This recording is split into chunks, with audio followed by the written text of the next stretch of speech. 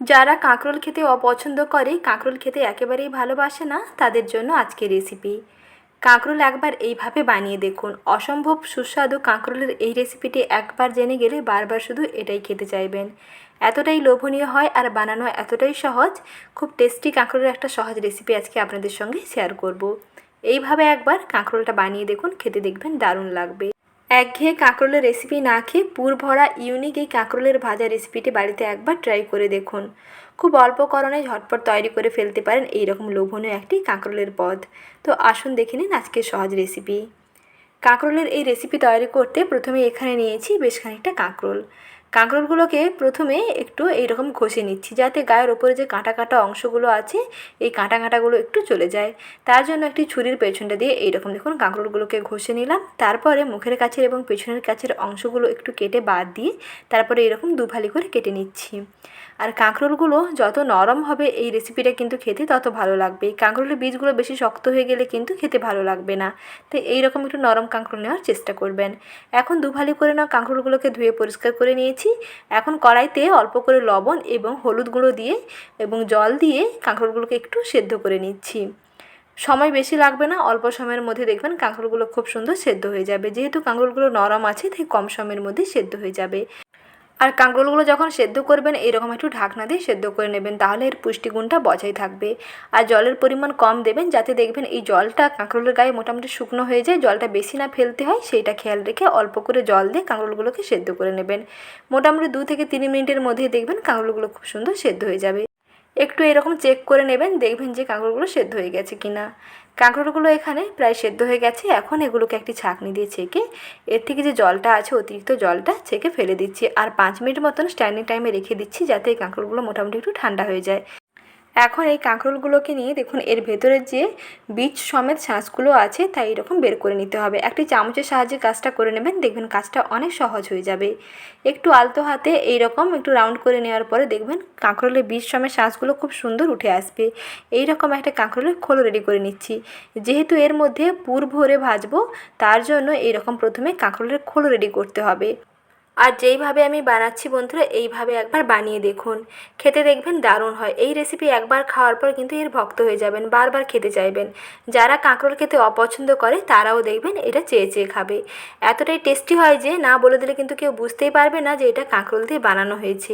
খেতে খুবই সুন্দর হয়। তাই দেরি না করে রেসিপিটি পুরো দেখে ঝটপট এইভাবে বাড়িতেই তৈরি করে ফেলুন। আর এখন বাজারে প্রচুর পরিমাণে কাঁকরোল পাওয়া যাচ্ছে, কাঁকরোলগুলো থাকতে থাকতে তাড়াতাড়ি তৈরি করে ফেলুন। তারপরে খেয়ে কমেন্ট সেকশনে জানাবেন রেসিপিটি কেমন লাগলো, অর্থাৎ এইরকম পুরভরা কাঁকরোল ভাজা খেতে কেমন লাগলো। কাঁকরোলের বীজগুলোকে দেখুন একটু কাঁটা চামচের সাহায্যে ম্যাশ করে নিলাম। তারপরে যে বীজগুলো আছে শক্ত শক্ত বীজগুলোকে একটু ফেলে দিচ্ছি। তারপরে এর সঙ্গে কিছু উপকরণ মিশিয়ে নিচ্ছি। প্রথমে দিয়ে দিচ্ছি দুটো সেদ্ধ করে নেওয়া আলু। আলুর অর্ধেকটা দিচ্ছি, একটি বড় সাইজের আলুর অর্ধেকটা এখানে দিয়ে দিলাম। আর ছোটো হলে একটা পুরো আলু দিতে হবে। তারপরে দিলাম একটা পেঁয়াজকে ছোটো করে এরকম কেটে নিয়েছি। আর দিচ্ছি কয়েকটা কুচনো কাঁচা লঙ্কা। কাঁচা লঙ্কাগুলো আপনারা ঝাল পছন্দ মতন বাড়িয়ে কিংবা কমিয়ে নিতে পারেন। তারপর হলুদ গুঁড়ো দিলাম আর দিচ্ছি ডিম। ফ্যাটানো ডিম অল্প একটু দিয়ে দিতে হবে, যাতে এর বাইন্ডিংটা খুবই সুন্দর হয় আর টেস্টটাও খুবই সুন্দর হয়। তারপরে এর মধ্যে দিলাম স্বাদ মতো লবণ। আর দিচ্ছি এই ডিমের কাঁচা গন্ধটা যাতে না থাকে তার জন্য অল্প একটু গরম মশলার গুঁড়ো এবং কাঁচা সর্ষের তেল। এই সমস্ত উপকরণগুলোকে দিয়ে এখন একটু কাঁটা চামচের সাহায্যে ভালো করে এই কাঁকরোলের বীজের সঙ্গে মিশিয়ে নিচ্ছি। কাঁকরোলের বীজ ও শাঁসের সঙ্গে আলু, সর্ষের তেল, ডিম সমস্ত কিছু একসঙ্গে ভালো করে এরকম ম্যাশ করে নিতে হবে। এই রকম করে পুরটা তৈরি করতে হবে। আর ডিম এখানে একটু অল্প দেবেন, পুরো ডিমটা দেবেন না, পুরো একটি ডিমের অর্ধেকটা এখানে দেবেন, তাহলে দেখবেন ঠিকঠাক হবে। আর যদি মনে হয় মিশ্রণটা একটু পাতলা লাগছে তাহলে অল্প একটু এখানে বেসন অ্যাড করতেই পারেন, তাহলে খুবই ক্রাঞ্চি হবে, খেতে দেখবেন দারুণ লাগবে। পুর একেবারে রেডি হয়ে গেছে। আর এদিকে দেখুন সমস্ত কাঁকরোলের খোলগুলো রেডি করে নিয়েছি। কাঁকরোলের খোলের মধ্যে পরিমাণ মতন পুর দিয়ে এইরকম ঠেসে ঠেসে ভরে নিচ্ছি। একটু ঠেসে ঠেসে করে ভরে নেবেন, তাহলে এটা খেতে ভালো লাগবে। এক এক করে সমস্ত কাঁকরোলগুলোকে এরকম পুর ভরে রেডি করে নিচ্ছি। এখানে কোনো রকম ব্যাটার তৈরির ঝামেলা নেই, আর কোনো রকম ওপরে কোনো ব্রেড ক্রাম্বসের দেওয়ার কিংবা ডিমের ঘোলা দেওয়ারও প্রয়োজন নেই। খুব সহজে এই রকম সহজ পদ্ধতিতে কাঁকরোলের এই রেসিপিটি একবার তৈরি করে দেখুন, খেতে দেখবেন দারুণ লাগবে। যে একবার খাবে সে বারবার খেতে চাইবে। যারা কাঁকরোল খেতে অপছন্দ করে তারাও দেখবেন এটা চেয়ে চেয়ে খাবে। একইভাবে সমস্ত কাঁকরোলগুলোর মধ্যে দেখুন পুর ভরে নিয়েছি। এখন এগুলোকে শুধু ভেজে নেব। আর ভাজার জন্য কড়াইতে সর্ষের তেল এদিকে গরম করতে বসিয়ে দিয়েছি। এটা কিন্তু আপনারা সর্ষের তেলে ভাজবেন। সর্ষের তেলে করলে এর টেস্ট দেখবেন দারুণ হয়। তাই এখানে কড়াইতে পরিমাণ মতো সর্ষের তেল গরম করে নিয়েছি। সর্ষের তেলের মধ্যে একটি একটি করে কাঁকরোলগুলোকে দিয়ে দিচ্ছি। আর যেই দিকে পুর ভরা থাকবে সেই দিকটা প্রথমে এইরকম তেলের দিকে দেবেন। তাহলে পুরটা দেখবেন খুব সুন্দর সেট হয়ে যাবে। আর কাঁকরোল থেকে পুর ফেটে যাওয়ার বেরিয়ে যাওয়ার কোনো রকম আর ভয় থাকবে না। যেহেতু এখানে ডিম দেওয়া আছে, কড়াইতে তেলে দেওয়ার সঙ্গে সঙ্গেই দেখবেন খুব সুন্দরভাবে কিন্তু সেট হয়ে যাবে। আর এটা ডিম দিয়ে বানানোর কারণ এটাই যে কাঁকরোলের থেকে পুরটা কিন্তু আলাদা হবে না। কাঁকরোলের মধ্যে পুরটা খুব সুন্দর আটকে থাকবে, তার জন্য এটাতে ডিম দিয়ে বানাবেন। আর ডিম যদি অপছন্দ করেন তাহলে কিন্তু এখানে অল্প একটু বেসন দেবেন। ডিম না দিলে এই উপকরণের মধ্যে বেসন দেবেন, তাহলে দেখুন বাইন্ডিংটা খুবই সুন্দর হবে। তাহলে আর কাঁকরোল থেকে পুরটা কিন্তু বেরিয়ে যাবে না। নাহলে কাঁকরোল আলাদা হয়ে যাবে আর পুর আলাদা হয়ে যাবে। যেহেতু এখানে কোনো রকম ব্যাটারে কোট করা হয়নি, তাই এই রকম করে বানাতে হবে।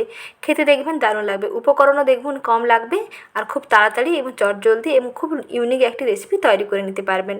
কাঁকরোলের এই রেসিপি আপনি যাকে খাওয়াবেন তার কাছ থেকে প্রশংসা পাবেন, কারণ খেতে এতটাই দারুণ হয়।